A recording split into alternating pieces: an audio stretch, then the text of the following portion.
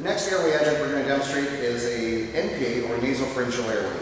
And by definition, the NPA goes into the nasal pharynx, to the back of the throat, and allows an artificial airway for obviously air or oxygen to pass through the nasal passages and down to the trachea.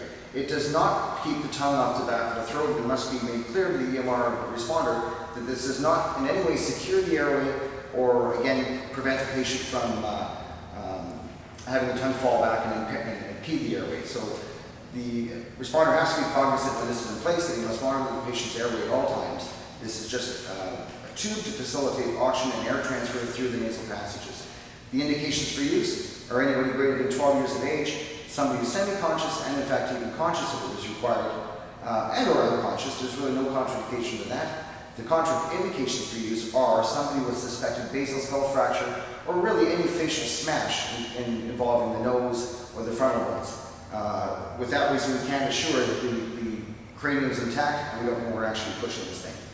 So one thing we must ensure is a measurement for use, and how we measure this is much like the OPA, from the tip of the ear to the corner of the nose. So this NPA has a flange on it, called an NPA type 2, a flange to basically tell us where our line's going to be. So that's our first measurement. Once we move this flange to the proper distance for insertion, the next thing we must ensure is that the width of the NPA is, because they come in different sizes, is going to fit the nostril. Very simple method of ensuring that the nostril is patent is with your gloved hand, place your thumb up against the patient's nostril one at a time and see which nostril it actually breathes through better to place the tube. And that usually dictates which side the NPA is going to go in.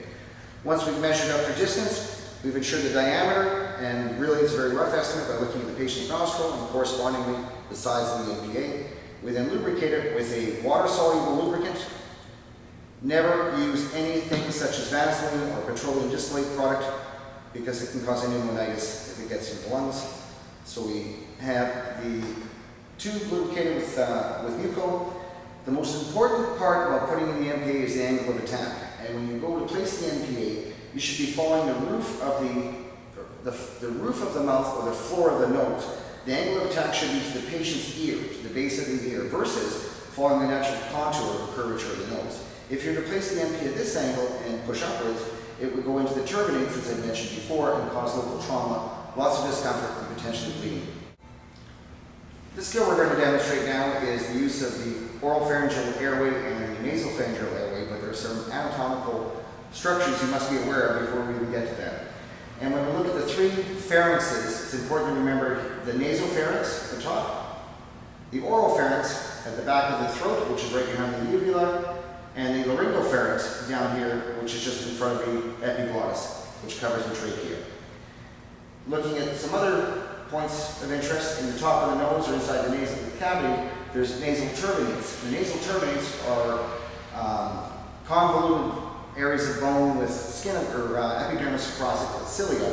And the problem with that is when you look at the angle of attack for the NPA later, it has to be at a certain angle. If you happen to push this up towards this area where the turbinates are, you'll end up causing local trauma and potentially bleeding to the nose, and that will compound your problem. So again, nasopharynx, oropharynx, laryngopharynx, epiglottis, which covers the trachea, and then the uvula at the back of the throat.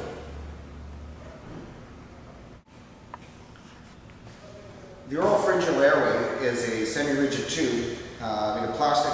It's hollow, and it also has at the very distal end a bite block which falls between the teeth. And that way, if it's in situ in the patient, it doesn't end up collapsing if they have a seizure or biting down the tube. So this gives us an artificial opening to deliver oxygen through, or to keep the mouth in the back of the tongue, or the tongue off the back of the throat, more than anything. We can suction around it and or through it. A couple of considerations before you place an OPA, and considerations for use for OPA is somebody who is unconscious and has no gag reflex. You may find out that the patient's unconscious and you perceive no gag reflex until you put the OPA in, and then he gags. At that point, the OPA has to be removed, and another method of security or holding the tongue open has to be accomplished. So again, indication for use is somebody who's unconscious and has no gag reflex. If we go to place the OPA, we have a measurement to take first, and that's from the tip of the ear to the corner of the mouth. So we want to see if the OPA actually falls within that distance. And for demonstrations, I'll use a shorter one, and you can see that it's slightly short, so it's going to cause a problem. So to demonstrate how to place the NPA in, we'd naturally follow the roof of the mouth or the floor of the nose and slowly with a twisting action introduce the NPA until it goes to its predetermined depth. That should fall right back at the nasopharynx or the back of the oropharynx, and if you were to take a tongue depressor and look down the back of the throat, you should just see the tip of the NPA in situ at that point. And for clarification, we'll use it on this dummy. So holding it like a dart or a pencil, I've ascertained this notch is the easiest one to place in, so with a twisting motion, slowly push it in. You might throw some resistance halfway, and that's because it's getting to a very thin part of the nasal cavity, or a narrow part. And if you just twist back and forth and try and advance it, it usually goes through. If not, if you run into a complete obstruction or it does not advance, obviously take the NPA out. So once we've got the NPA down to a predetermined length, if the patient were to now gag, we realizing that the NPA is probably too far into eliciting a gag reflex, we would pull back on the NPA a quarter inch or so or half an inch until the gagging stops. If it persists or keeps gagging, remove the NPA. So now we have an artificial airway in place. We can check with a tongue depressor down the back of the throat to make sure it's not past the uvula.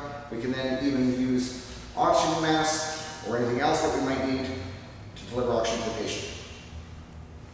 So this one we can do from that angle or from this angle.